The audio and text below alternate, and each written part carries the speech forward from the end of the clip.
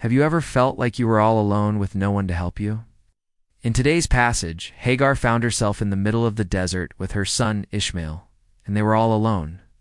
But she wasn't alone for long, because the angel of the Lord came to rescue her and her son. Let's dive into it. We pick up the story in Genesis chapter 21, verses 14 to 20. After Abraham sent Hagar and Ishmael away, they were cast into the desert, and Hagar wept. She watched Ishmael, who was her son.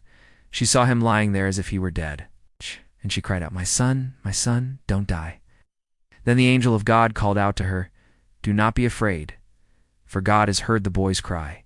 And now, get up, lift up the boy and hold him tight, for I will make of him a great nation." Then Hagar went on, and she saw a well of water, and she went over and she filled up the boy, the lad Ishmael's empty water skin, and she gave him drink. Then the angel of God said, "Hagar, God has heard the voice of the boy as he called out to God from the desert, and I have delivered him from death. Now do not fear, for I will make him into a nation, a very great nation." And she looked about her and saw a bush, an oak tree. And she went and sat under the tree's shade and made a small fire and baked some bread. Then the angel of God called to her again and said, "Aram will be the father of 12 chiefs or princes, and through his offspring, God will make a great nation." So Hagar gave these names to the places where God spoke to her. The first, the place where she found water, she named it Bir-lahai, meaning the well of the living one. The living one refers to God, of course, because only God could have provided water in the wilderness like that. She continued on and named the next place where she sat, and made a fire and built a wall. She named it En-Hakereth, meaning the oak of refreshment. There are 2 important truths we need to learn from this passage. First, God hears the cries of the helpless. Both Hagar and Ishmael were helpless in the situation they were in, and they cried out to God.